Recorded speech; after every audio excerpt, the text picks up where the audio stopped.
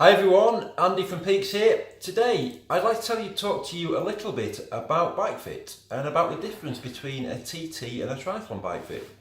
So as you can see here behind me, I have my TT bike set up on my rotating bike fit platform in front of the telly, ready to go on the turbo for my work. And one of the key things I do, and this fits across all disciplines, you want to make sure that that bike that you're doing your turbo training on is set up in exactly the same position you ride your road bike on, or your race bike, sorry.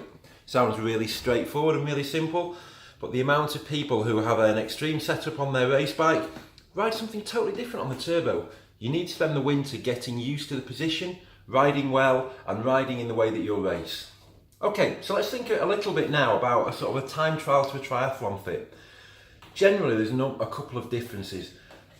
It boils down to two things really. One, in time trial and triathlon, the length of the event will dictate to a degree how aggressive we can get with your position and how much comfort we need to balance against biomechanics and against aerodynamics.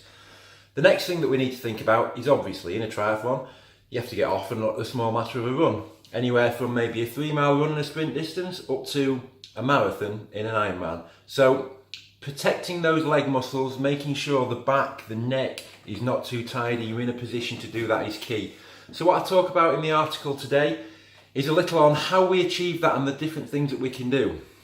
But again, I go back to the point I made earlier, training in the position's key. And also for the triathletes out there, the one thing I would say is try to do a brick session. Look at doing it twice a week as a minimum through the winter.